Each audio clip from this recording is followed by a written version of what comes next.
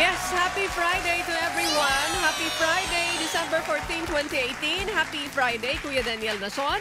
At araw na ito ay patuloy pa rin po ang isinasagawang selebrasyon ng 38th anniversary po ng programang Ang Dating Daan, Brother Eli Soriano. Maraming salamat sa Diyos. At Miss Jackie, magandang gabi po sa inyo. Yes, good evening Miss Annie Rantoy. Good evening po sa lahat ng nakatutok ngayon sa Serbisyong Kasangbahay. Ngayon po ang huling araw, Miss Jackie, sa 5-day celebration ng 38th anniversary ng Ang Dating Daan o The Old Path, the longest-running religious television and radio program in the Philippines, hosted by international televangelist Brother Eli Soriano. Sa awat tulong po ng Diyos, hindi lamang panibagong taon sa pag-broadcast ng Ebanghelyo ang ipinagdiriwang ng Ang Dating Daan, kundi isa na namang taon sa public service. Salamat po sa Diyos dahil saksi at kabahagi tayo sa charitable works na patuloy po na itinataguyod ng Members Church of God International, ang religious organization na nagpo-produce po ng programang Ang Dating Daan. Pangunahin po sa charitable events na regular na isinasagawa ng MCGI ay ang blood donation drives.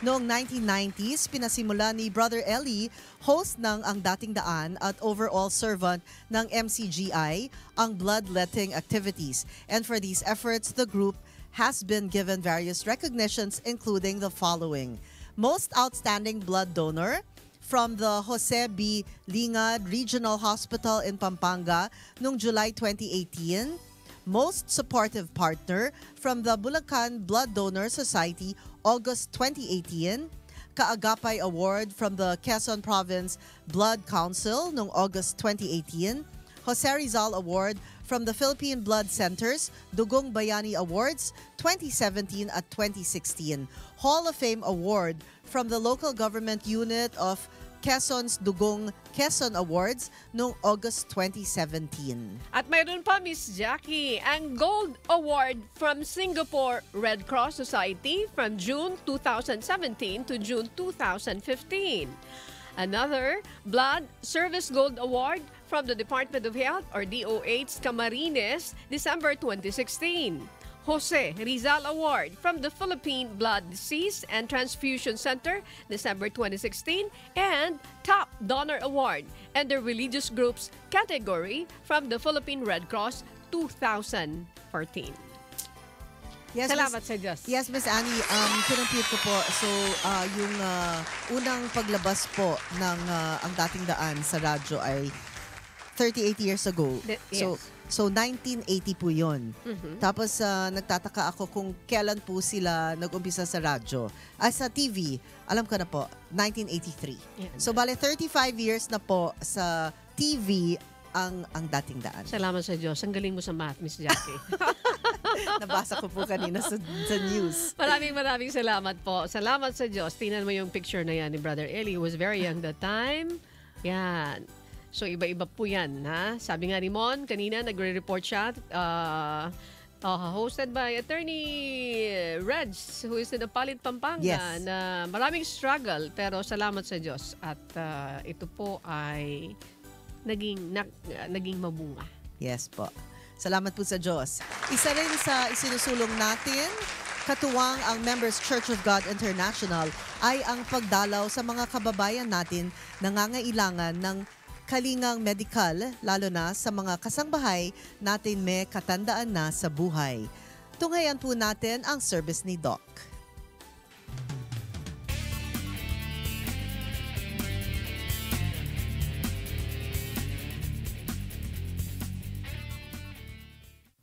Mamantikang pagkain tulad ng fried egg and rice ang paborito ni Tatay Melchor noon.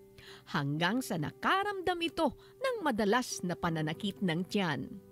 Upang malaman kung paanong magagamot ang kanyang nararamdaman, dinala ng Serbisyong Kasangbahay team si Tatay Melchor sa klinik ni Dr. Philip Tan. Usually, ang appearance ng pain niya in the evening or in the afternoon, ano?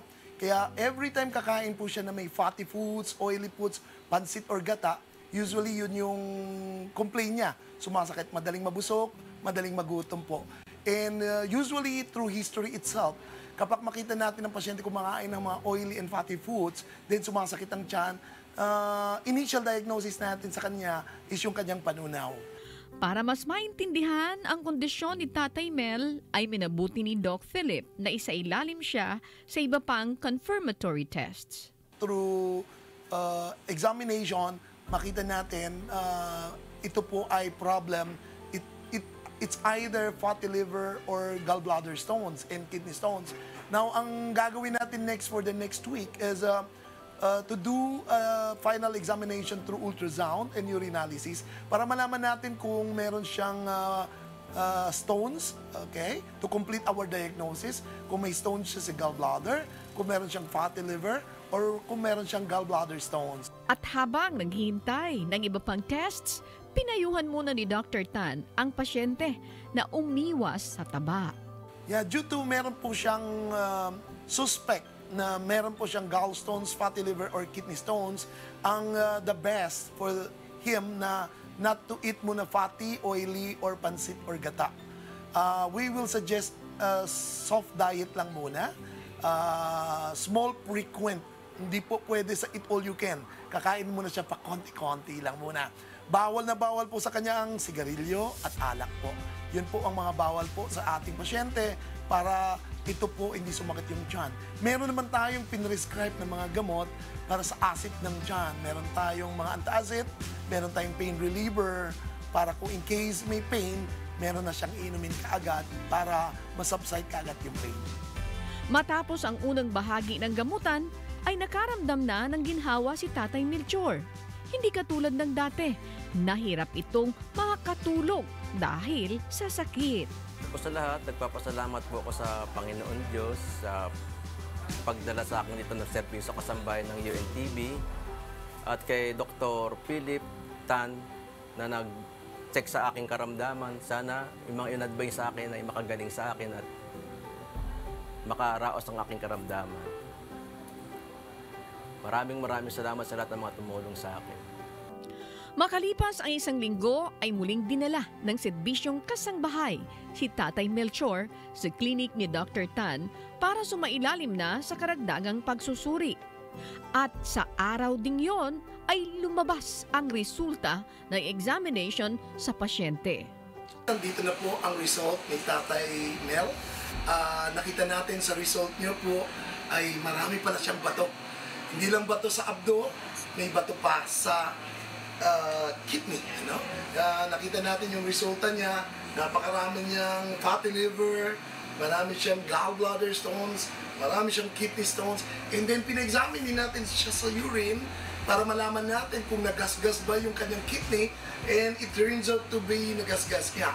And then it turns out to be may infection si Tatay Mel today. Kaya today po, it turns out to be 22 to 28 per hyper power pill.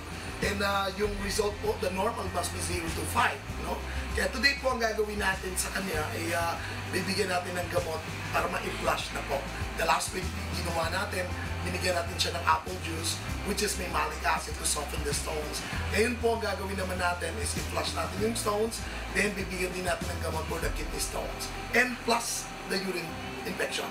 Then after then, we will do an ultrasound again after a month. Kung it turns out to be meron pa, then we need to continue with the medication.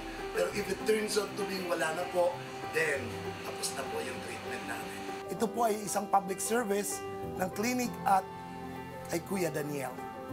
Maaliwalas na ang mukha ni Tatay Melchor at umaasa ito na pagkatapos ng ilang linggong gamutan ay tuluyan ng giginhawa ang kanyang pakiramdam. Ako po'y lubos na nagpapasalamat una sa Diyos at sa Serbisyong Kasangbahay na sa klinik na Kuya at kay Dr. Philip Tan na nag-check sa aking karamdaman. Maraming salamat sa lahat, pati sa mga nag-guide sa akin patungo kay Dr. Tan. Sa mga nakararamdam ng symptoms gaya ng kay Tatay Melchor, makabubuting magpatingin agad sa doktor para maagapan ang paglala ng inyong kalagayan. Yeah, kung sino man gusto magpa-check up po dito sa clinic, ang address po namin ay Tan's Multi-Specialty Clinic, 157 Gloria Building, A. Bonifacio Avenue, Quezon City.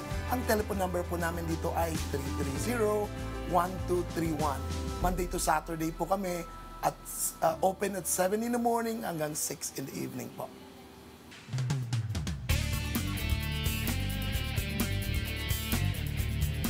Okay, Miss Jackie, gusto ko magpasalamat. I'd like to take this opportunity na pasalamatan si Dr. Philip Tan. Kasi kasama siya, isa siya sa mga partner ng Serbisyong Kasangbahay ng Action Center ni Kuya. In fact, yung nakita natin kanina ay patunay lamang na isa yan sa mga tinulungan ni Doc Philip. Thank you so much po. Maraming Yes, thank you so much. At dahil sila ay pumunta kay Doc Philip ay hindi na nangailangan ng operasyon. Correct. May mga pamamaraan kasi na ito, sabi ni Doc, may alternatibo, non-surgical approach. Ito yung mga dapat mong inumin. And kailangan mag-iingat ka rin doon sa pagkain ng mga matatabang pagkain. Di ba? O bakit ka you want to filter? Hindi naman ako kumakain. Noon, pag kumakain ko niya rin ng pork, di ba may mga taba-taba sa gitna. Mas gusto mo yun? Yes. Yan, noon. Wow! Si Manuel ganon. Pero nagbago na siya. O sige. Kabilang din po sa mga prioridad ng MCGI at UNTV ang kapakanan ng mga bata. Sa aming pagbabalik, tatalakayin natin ang problema ng child abuse sa ating bansa. Mga kasambahay, we will be right back.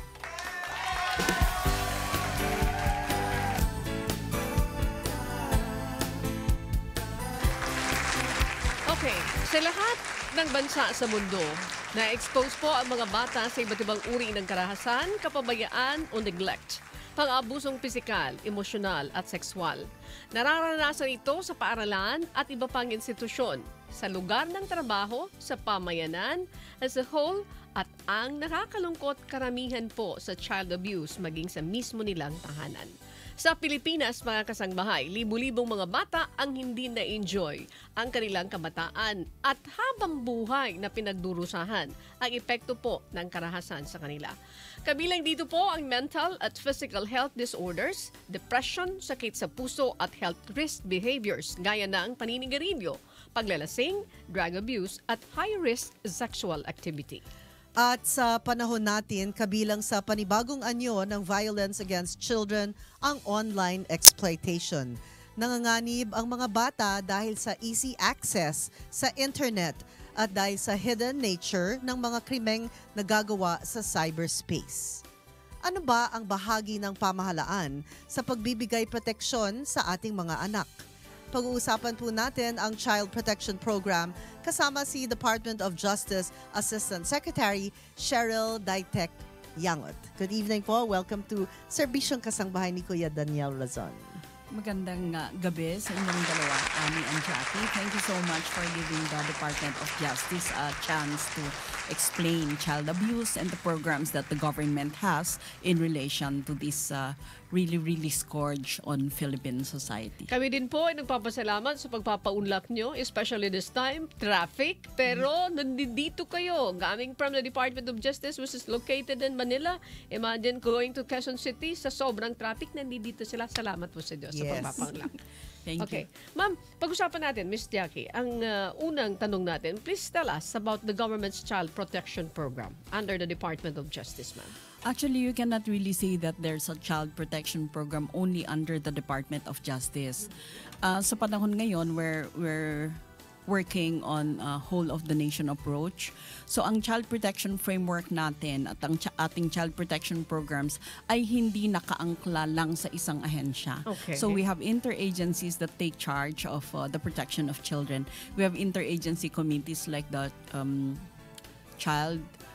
Committee on the Special Protection of Children, that's chaired by the Department of Justice. We have the Council for the Welfare of Children, and that is chaired by DSWD, and the Department of Justice is a member. We have the Interagency Council Against Child Pornography, and we are vice chair of that. That's chaired by the DSWD. We also have the IACAT Interagency, although it's not really specific to children's cases, but it includes cases of abuse against children. And there are other bodies that take charge of the protection of So children. meaning to say, it's an interagency. Yan. Yes. It's an interagency, not only the Department of Justice. There is the SWD. Yes. Di ba po? The SWD is always there. Yung IACAT, may DSWD din po ng Yes. component. Ayan. So, hindi lang po ang Department of Justice. Yes. Alam niyo kaya andyan ang DSWD? Alam naman natin ang ginagawa ng DSWD, social work yan, no? So ngayon, na-realize natin na ang pagsugpo sa krimen laban sa mga bata, hindi lang pulis at piskal ang kailangan, pati social workers, pati psychiatrists. So meron tayong tinatawag ngayon na multidisciplinary or holistic approach in curbing crimes, especially against children.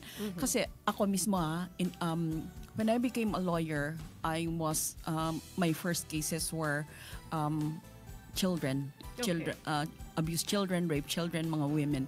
And I noticed na maski gaano kakaprosigido to file the case against the perpetrator, if the mother and the child are not emotionally ready, wala ring mangyayari sa kaso. Well, I think tama yung sinabi mo, Miss Jackie. Totoo yan. The mother, yung nanay, yung anak, hindi siya emotionally ready, hindi magiging successful. Hindi.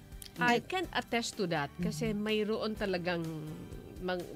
din talagang isang kaso ako na natutukan na ganun talaga po yung nangyari. Hindi nagtagumpay kahit alam mo na ginawan siya ng mga violations, kaya nasampahan ng kaso, pero hindi ito nag-materialize because hindi naman emotionally ready yung magulang. Kasi nga noon, hindi pa natin ginagawa itong child's rights-based approach. Itong child's rights-based approach or human rights-based approach for that matter, unang-una sa lahat ay human rights ng bata. So any phase of the activity, when you bring criminals to justice, ang dapat nag-guide sa atin lagi ay ang human rights ng bata. Don't do this for publicity, 'di ba?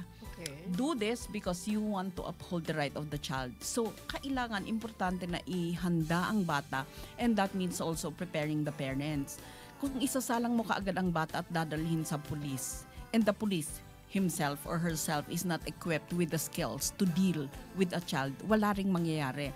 And that is why itong multidisciplinary approach is very important. Hindi pwedeng wala ang DSWD dyan sa equation. Yes, actually maganda because minsan hindi rin nakukuha kasi yung talagang solusyon because hindi nga holistic, no? Yeah. Ang approach, no? But ito ba ay base dun sa mga magulang minsan kasi let's say meron nangyari kunyari sa sarili natin tahanan, no? Tapos yung nanay mismo ay kumakampi sa tatay. Oo nga eh. Or ayaw niyang tanggapin o iniisip niya kasalanan ng anak niya. Or kaya nga yung anak ayaw rin sabihin yung katotohanan kasi takot rin siya sa nanay kasi walang suporta. Tsaka napaka-helpless ng bata, di ba? Oo Nakakaiyak na. Where will the child turn to? Yes. Kaya kailangan ang holistic approach dyan. Kung minsan, ang nanay, maski hindi yan kumakampi sa tatay simply because she's economically helpless. Yes. There is no way to get her out of the situation. Kaya hindi pwedeng pulis lang at DOJ ang dadalhin dito.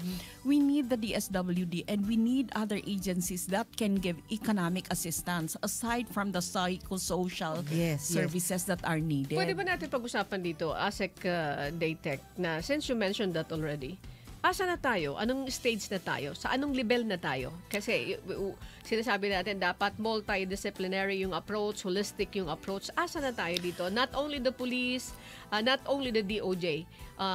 Of course, nariyan yung DSWD. Ano na? Nasa ang stage tayo ngayon?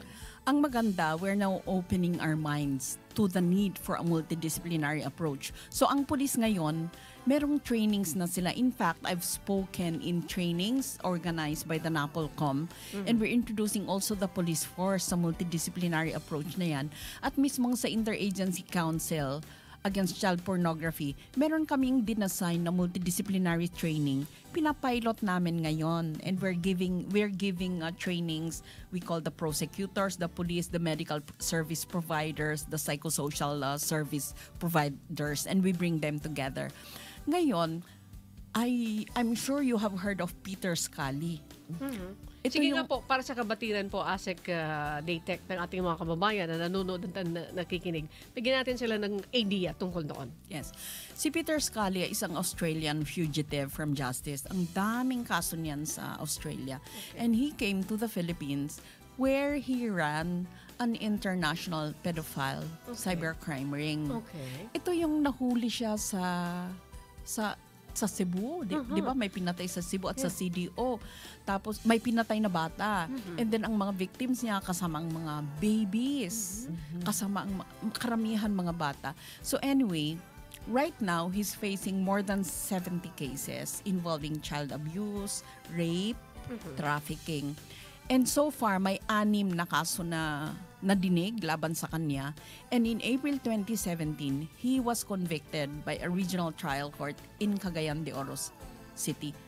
April 2018. And you know what we did? Just last week, we awarded the team responsible for the successful conviction of Peter Scully. Why? Because we want to highlight the multidisciplinary approach because that was precisely what they used. The police worked closely with the medical service providers, the NGO, the DSWD, the prosecutors. And dahil sa teamwork nila, lahat ng 6/6 so far, nanalo sila sa kaso. And I pushed na itong grupo na to would be awarded in Malacanang last week when we celebrated Children's Month because I felt na, although of course alam natin, we don't reward people for doing a good turn, di ba? But I took this as an exception because I want what they did to become the platinum standard in government in the way we fight criminality, especially crimes against children and gender-based crimes. Kasi laging may kasama dyan na psychological Yes. Di ba? Yes. Yes, Actually, yes, Miss Jackie.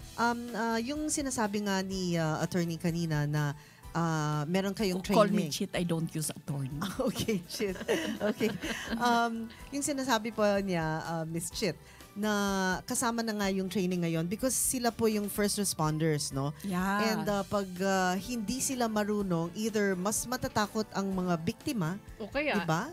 hindi na ituloy yung kaso. Correct. Yes. Okay. And it happens in so many cases. Okay. Ang daming ang daming abusers dyan, sexual abusers, who go scot-free simply because nagwi-withdraw ang mga bata dahil takot nga. Pero kung talagang emotionally prepared sila, there's no way they will back out. Okay. Yung child, under the child abuse, pwede pag-usapan yung tungkol sa pornography, yung trafficking, yung exploitation and cybersex. Di ba po? These are child abuse cases. Okay. And they're under different laws, yes. Okay. Doon sa binabanggit nyo na isang successful case na nakapaloob dyan ng isang Australian national, masasabi natin na for how many years ba bago tayo nagtagumpay dito sa paghabol dito sa kaso na ito? Si Peter Scully naman, parang mabilis nga eh. Hindi ba? Normally, ang mga cases sa Pilipinas, matatapos Exactly. after Taon-taon. yung biktima ay baby, tapos siguro teenager na siya. na.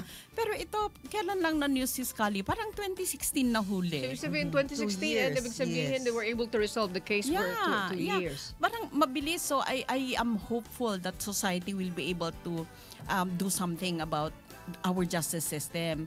And parang lumalakas ang suporta natin sa mga bata. And ang mga bata mismo, did you know that even children testified against Mr. Scully? And ito nga itong multidisciplinary approach na to, sana tuloy-tuloy na. Pero pwede ba tingnan natin, nila. ma'am, okay, sorry to butt in. Asek, pwede ba natin sabihin right now, i-discuss, I don't know kung okay lang, dito sa, nakapaloob doon sa multidisciplinary training na ginagawa, was this under the supervision of the Department of Justice or what? No, interagency to. Okay, Meron interagency kaming pa rin. interagency. Yes, sige Yes, ang nangunguna dito sa agencies ngayon ay mga interagency bodies, itong IACACP against child pornography, ang Committee on the Special Protection of Children. We're encouraging multidisciplinary approach. Right now, we're designing protocols din sa DOJ, and we're making the fiscals realize that they have to work side by side with the social workers. So, Okay. hindi lang talaga DOJ to. It's the whole of the government, whole of the nation Okay, approach. ang NGO sila nga ang nangungunya dyan. So nakakahiya na sabihin na whole of government approach because the truth is NGOs ang mga nanguna dyan. Non-government So they have it per organizations. agency or nagsasama-sama lahat? Nagsasama-sama lahat. Kasi di ba At dati... least they meet, no? Oo, kasi dati di ba nag-agawan ng credit? Tama Oo kayo dun, nga. ma'am. Tama kayo, Asek. But this time, hindi. Hindi. Okay. Kasi nga akala natin purke yung isang rapist ng bata ay na-convict. Aba, sino ang pinupuri natin piskalya. Hindi mako-convict ng fiscal yan kung hindi ginawa ng pulis na maayos ang trabaho niya at hindi magagawa ng pulis na maayos ang trabaho niya kung hindi hinanda ng mga social workers ang mga biktima. Kaya ano yan? Parang sa paglulutuin ng pagkain, may waiter, may pagsaserve sa restaurant, may waiter. So, hindi ba, lang may iisa napupunta yung credit. Ayan. Yeah. Okay. Nakakatuwa ka naman po, Asek, ha? Oo nga. So, kasi tingnan mo, every time na ini-explain mo ito, nakikita ko yung masyadong passionate. Passionate. Ay, very. Yes. Yeah. Mga bata to, these are very vulnerable and very weak. And what is government for? Do you think we need government if everybody was powerful and strong? We need basically the law and we need the state, the government, so that we can protect those who are weak. Yes. Okay. Yes, Miss Jackie. Okay. Let's Pag proceed. pinag-uusapan yung mga bata under RA 7610, anong edad po? Well, ang bata is generally somebody who's under 18. Child na yan. Under 18. 18. Yeah. Generally. Okay. But it also includes somebody who may be over 18 but does not have the necessary physical and mental faculties no, to behave as an adult. Either because the person suffers from physical or mental disability. Okay. Yes. May pumasok na tanong dito. Yes. I don't know kung mother ang nagtatanong dito, baka ito yung ginagawa niyo sa anak niyo. What is cruelty? Ha?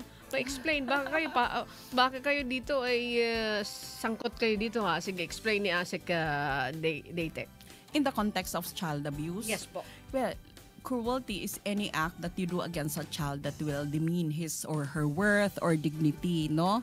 So, even oral or, well, verbal kasi means written or oral using words, no? Okay. Pag sinabing verbal, pwedeng written yan at pwedeng spoken. Pero ang ibig sabihin natin sa abuse na yan, it can be, yes, verbal, written, or oral abuse. It can also be psychological abuse. It can be physical abuse. All of these are considered cruelty and take the form of child abuse, which are not allowed by law. Yes. Asek Chit, what if yung parent mismo or yung legal guardian ang nag-administer, let's say, ng cruelty? Is this also considered child abuse? Yes, it is still considered child abuse. In fact nga, nakakaingit ang Mongolia kasi ang Mongolia? Bansang Mongolia? Yes. Yeah. Why? Yes. Why po, Asek? Kasi ang Mongolia is the only country in Asia na? to criminalize anong tawag natin doon? Corporal punishment in all forms. Ah, really? Even the Talaga? punishment that's done in the home. Dito sa Philippines, yun ang recommendation ng UNICEF na gawin sana natin. Pinag-aaralan yan, i-contextualize natin sa kultura, no? At para maging krimen din ang lahat ng forms ng corporal punishment. Pero yung verbal at saka psychological abuse, kasama yan, ha? Hindi pwedeng tawagin ang anak na bobo. Hindi pwedeng ibuli ang anak. Okay. Okay. Oh, ibig sabihin yung mother, yung father na tinatawag yung kanilang anak na bobo ka. Hindi po Yeah. pwede. Oo. Yeah, Oo. kasi actually pag lumaki na yung bata, iisipin niya, talagang Bobo nasa siya. isipan niya na bobo Ano yung siya. effect nun sa inyong experience po doon sa mga na-encounter ninyong mga ganitong klaseng kaso? Di ba tayo rin naka-experience tayo yung tinawag na bobo? Like in my job as a lawyer, kung minsan yung kalaban mo sasabihin sa'yo, bobo, ang sakit. Alam ko namang hindi ako bobo. Pero ang sakit. So, how much more a child na tawaging bobo? That will really diminish the child's self-worth and it can affect the way he or she will view the world. You know, the child Yes. can multiply his or her abuse by becoming an abuser. So, paano yun? Halimbawa, yung bata, ganun ang ginawa ng parents niya. Anong pwedeng gawin ng bata? Halimbawa, narinig niya itong programa at sinasabi, hindi po pwede yan. Isang form ng child abuse yan. Anong pwedeng gawin ng bata? Alam nyo, under the Convention on the Rights of the child, which we ratified and it's part of our law, a child has the right to participate. It's very important na we allow our children to express themselves, and it's not enough that we listen to we allow the children to express themselves. We also need to give them an audience, and at the same time we have to make our children feel that they have power when they speak. So dapat pakinggan natin. So ang mga bata, kausapin niyo si nanay, pero sana huwag niyong awayin at huwag bastos. In any case, let's not forget our values as Filipinos. We respect our elders. Yes. Paano naman po madaming mga nanay at tatay na nagrereklamo, no? Asset shit na yung mga anak nila ay umaabuso na just because bibigyan mo nga sila ng parang a feeling of power. They feel very entitled, and then talagang disrespectful. Pwede na and i-disrespect. Oo, may mga ganyan din. Kaya dapat, meron ngang tinatawag ngayon na positive discipline. Iyan ngayon ang sinusulong ng DepEd, Department of Education, at saka ng ating Council for the Welfare of Children, positive parenting daw and positive discipline. But at any rate, we also need to discipline our children, lalo kung bastos sila, di ba? And they should be told. But at the same time, we have to respect their rights as children pa rin. I think naman it can be done in a way na tama, di ba? Pero nag-iiba na kung ano ang tama kasi mukhang ngayon, face the wall, hindi na raw pwede. Oo nga. Nagkaiba, naranasan niyo ba yung face Yes. the wall? Okay. Yung ibang mga mali ay nagiging tama actually. I mean, mahirap na rin kasi ngayon yung sitwasyon. Yung mga bata, talagang they really feel entitled. And minsan, nahihirapan na yung mga magulang at saka yung mga legal guardians. Totoo yan. 3 weeks ago, I spoke in Davao. I was invited by a Christian group to talk about drug abuse among our children, and the fact na yun nga, may mga problema na kailangan natin silang i-discipline at ano ang mga karapatan nila. And that was really raised. And that is something that we don't deny. Iba ang mga bata ngayon, di ba? Okay. But at the same time, remember, we raised them. We raise these children. So saan ba tayo nagkamali? Ano bang ginawa natin na naging ganito ang mga bata ngayon na hindi kagaya natin noon? Di ba we were behaved? Saan ba tayo nagkamali? Mata lang, ano? Galaw lang ng mata. Totoo, mata lang. Mata lang. Tahimik Mata lang, na. dapat yun Ito, ibigay. mata tinitingnan mo, hindi ka naman tinitingnan. Wala. Okay. So saan tayo nagkamali? So I think totoo yan na may mga bastos na bata ngayon.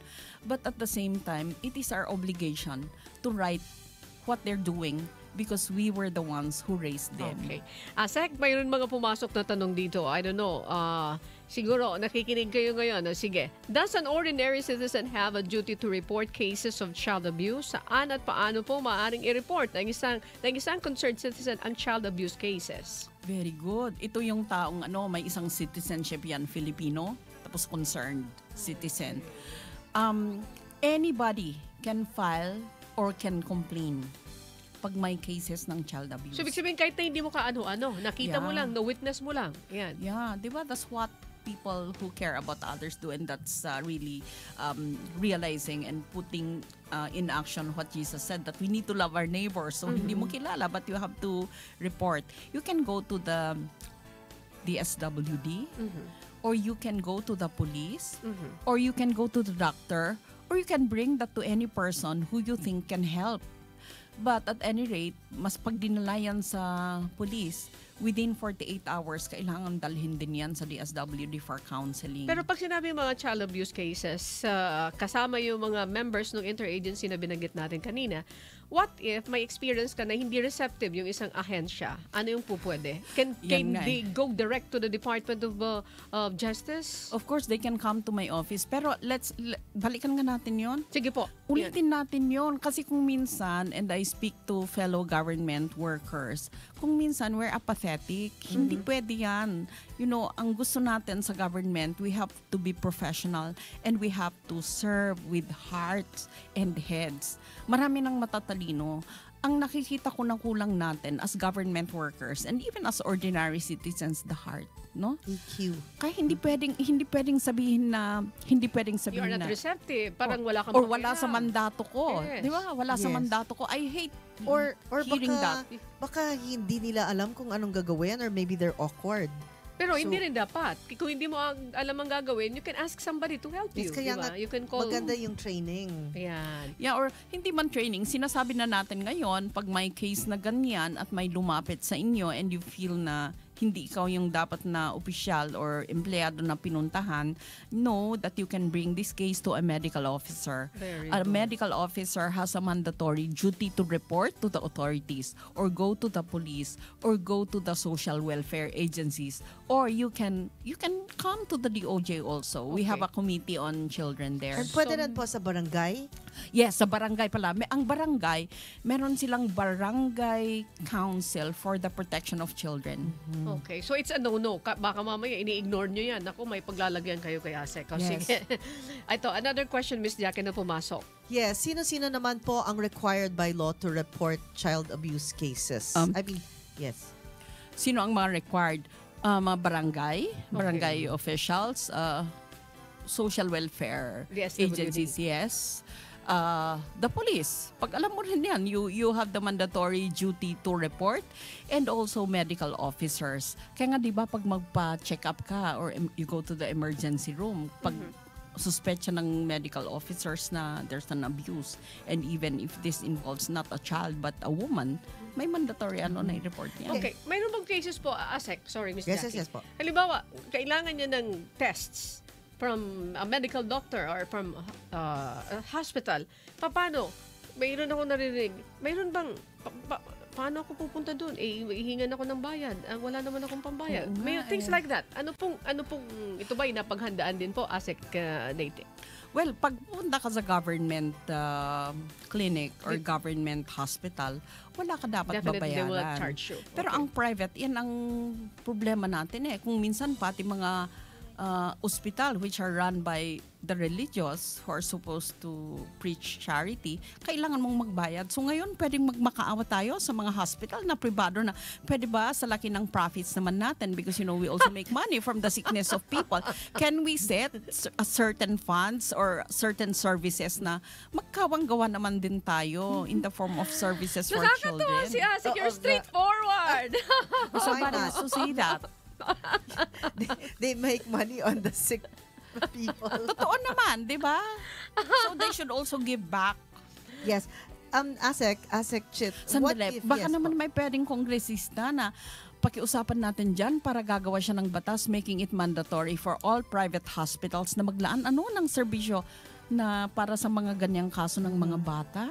No? Nakakatuwa si... Pwede.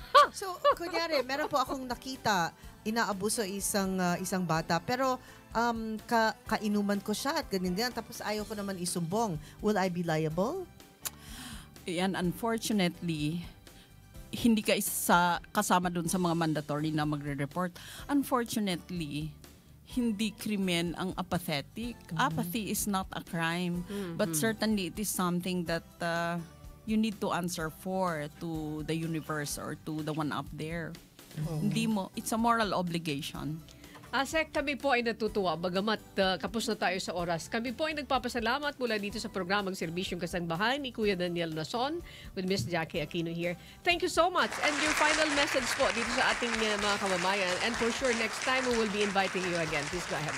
Yes, mga kababayan sa Pilipinas, on behalf of the children of this country, I encourage all of you, I urge all of you to love our children. Let's do everything that we can do to protect them and to make them grow up as worthwhile holders and trustees of the next generation. Kasi sila nga raw ang pag-asa ng bayan. Kaya bigyan din natin sila ng pag-asa. Maraming salamat po. Thank you so much. Asek Cheryl L. Daytik Yangot from the Department of Justice. Maraming salamat po sa inyo. Yes, thank you very much. Thank you for inviting me. Mga kasambahay, huwag kayong aalis. Magbabalik pa rin po ang Serbisyong Kasangbahay.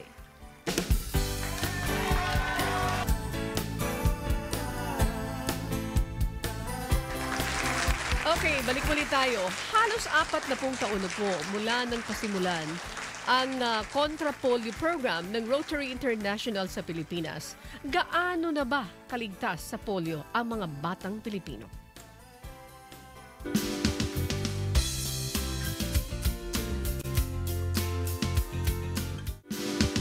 Ang End Polio Now campaign ang pinakamalaking proyekto ng Rotary International. Sa tulong ng kampanyang ito, nabigyan ng libreng bakuna ang nasa 2.5 billion na mga bata mula sa 122 bansa. Kaugnay nito, nagsagawa ang Rotary Clubs of Makati North, Makati Forbes Park, Makati Salcedo, kasama ang Rotary Community Corps ng Barangay Santa Cruz na isang event na tinawag nilang End Polio Now, Walk for a Cause, bilang pakikisa sa World Polio Day celebration ng Rotary International. Well, this is actually an End Polio awareness campaign. You know, October 24, it's actually a World Polio Day being celebrated all over the world in the 200 countries where Rotary is present. Because we are holding it now, and we are holding it actually in many areas in the Philippines. All the 97 Rotary clubs in the district. Taong 1979, nagsimula ang proyekto ng Rotary International kontra polio upang mabigyan ng bakuna ang nasa 6 na milyong bata sa Pilipinas. Well, the polio eradication efforts actually started here in the Philippines. While it is now being done in the whole world, it really started in the Philippines way back in the late 70s. You know, there are about 500,000 cases all over the world. Cases of polio. And Rotary saw that because Rotary then was not really having any big major project. So they decided to organize or to think of a project that will have a lot of impact in the whole world. And they chose the Philippines as an area where actually there was a man called, whose name is Dr. Benny Santos. He wrote RI in 1980s saying that if Rotary will provide the vaccine, Rotarians in the Philippines will immunize 6 million children in the Philippines. And they did that. And in one day, the Philippines were able to vaccinate 6 million people. Sa kasalukuyan ay 2 bansa na lamang ang itinuturing na polio endemic. Kaya naman, mahigpit pa rin ang ginagawang kampanya ng Rotary upang masugpo ang polio sa buong mundo. The reason why we have not totally eradicated polio in these 2 countries is because there is a war going on in those 2 countries and we cannot reach some parts of the country because of the conflict. But Rotary will continue to do that until polio is completely and totally eradicated in the face of the earth. You know why? Because if we don't completely and totally eradicate polio in the face of the earth, there is still a danger. This polio virus can come back to the Philippines. Ngayon, wala na tayong polio dito sa atin, sa Pilipinas, no? And in many parts of the world. Maliban dito, malapit din sa puso ni Governor Al ang Adapt the School program. Kaya naman, isa rin ito sa mga advokasiyang kanyang isinusulong bilang gobernador ng District 3830. Well, the district trust here in District 3830 is Adapt a School. I have, as district governor, I have encouraged all the 97 clubs in the district to adopt a school and do their projects in their adopted schools. Because in schools, there are so many needs. Of course, you can look at the needs of the school itself, the administrators. You can train the teachers, the administrators and the teachers. They need a lot of training, especially in technology, you know, so that they can, of course, be able to impart well to the students, and of course, the needs of the students. Ayon pa sa kanya, bagamat libre ang tuition ng mga mag-aaral sa pampublikong paaralan ay hindi ito sapat upang makapag-aral ang mga estudyante. Many students still are not able to go to school even if tuition is free in public schools. The reason for that is because marami tayong problema. For example, merong anti-bullying is one. No? Maraming mga natatakot na mga estudyante, mga bata, dahil sila binubully ng mga classmates. So, we are actually going to schools and making lectures and trainings to the teachers and to the students themselves, not to bully their fellow students. Feeding program is a very important activity that we do in most schools because kahit libre nga yung mga pag-aaral, hindi naman sila nakakapunta dahil their parents would like them to help in earning money. And also because they cannot go to school and learn kung gutom sila.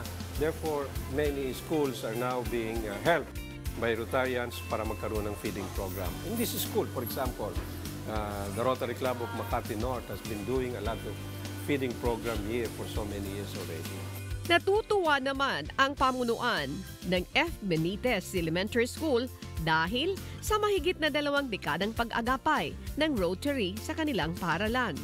Yung kasing yung partnership namin ng school at ng Rotary Club ay nag-start noong 1996. And until now, they're not stopping to extend support and assistance sa mga bata. At ang nakikinabang talaga, habang lumalaki yung mga bata na in return, bumabalik para tumulong din sa mga batang nag-aaral ngayon. Yung mga batang natulungan din ng Rotary Club, nung araw na nag-aaral sila, bumabalik para tumuwang sa project ng Rotary Club. Doon kami natutuwa. Siguro sa kanilang papasalamat, bumabalik sila para naman yung ibang mga batang nangangailangan ng tulong at suporta ay kanilang tinutulungan. B. The Inspiration. Ito ang tema ng Rotary International. Para sa taong ito, layunin ng ating mga Rotarians na maging inspirasyon upang mabago ang buhay ng ating mahihirap na kababayan. We want Rotarians to be the inspiration to the communities, to the people, to the children, in schools, so that they will continue. For example, the children, we inspire them to study well. You know, I'm a product of a public school. I was orphaned at the age of 10, and I will not be able to finish my schooling if other people whom I do not know, if they didn't help me. And therefore, Rotarians like me are here to give back to the community, give back to the children, so that we can have more children improve their lives and make changes in their future, provide them good future. So that is the work of the Rotarians. That's why we are all volunteers, and we are here to inspire people to help others, to help themselves, to transform people and make difference in the lives of especially the poor people in the communities. We are this close to ending polio, and Rotarians will not stop until polio is totally eradicated in the face of the earth.